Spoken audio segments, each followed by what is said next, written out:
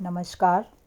आज हम एमए उत्तरार्ध के चतुर्थ प्रश्न पत्र विशिष्ट साहित्यकार में प्रेमचंद जी के कहानी संग्रह मानसरोवर भाग 1 से रसिक संपादक कहानी के उद्देश्य का अध्ययन करेंगे।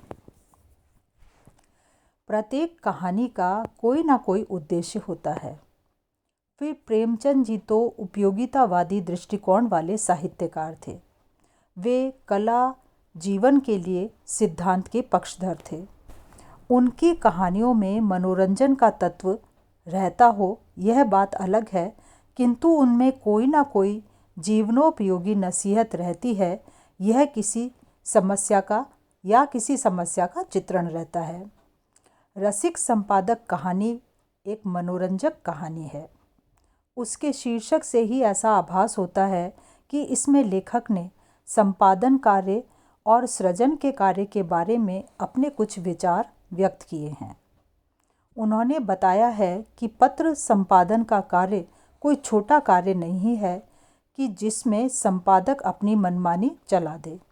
यदि संपादक अपनी सस्ती लोकप्रियता के लिए कोई घटिया तरीका अपनाएगा तो कुछ समय के लिए भले ही उसके पत्र की ग्राहक संख्या बढ़ जाए और उसे प्रशंसा के पत्र मिलने लगें, किंतु यह नहीं कहा जा सकता कि संपादक अपने कार्य को ईमानदारी से निर्वाहित कर रहा है। उसे अपनी कमी के लिए आंतरिक कचोट होगी ही। सच्चा संपादक वही है जो ईमानदारी से जिम्मेदारी का निर्वाह करे।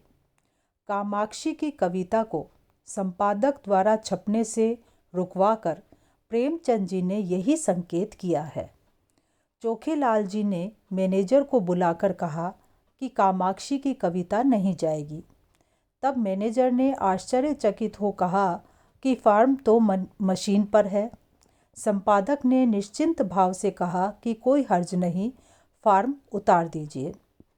इस प्रकार लेखक ने रचनाकारों के बारे में जानकारी देनी चाहिए है। लेखक ने यह बताना चाहा है कि सृजन कार्य हल्का कार्य नहीं है।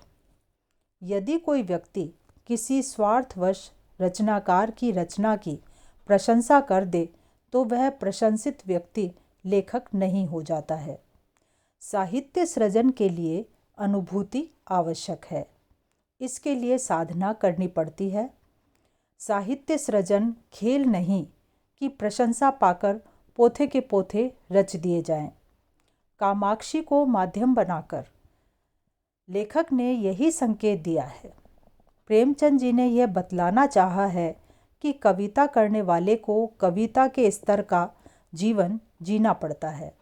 तभी तो कामाक्षी के बारे में लेखक ने लिखा है कि मात्राओं तक का तो इसे ज्ञान नहीं है, यह भला क्या कविता लिखेगी। कविता अगर इस काया में निवास कर सकती है तो फिर गधा भी गा सकता है, ऊंट भी नाच सकता है। इस प्रकार रसिक संपादक कहानी बड़ी मनोरंजक कहानी है। इसमें संपादन और लेखन कार्य करने वालों पर व्यंग किया गया है और बताया गया है कि ये दोनों ही कार्य बड़ी जिम्मेदारी के हैं। इसके लिए साधना अपेक्षित है। धन्यवाद।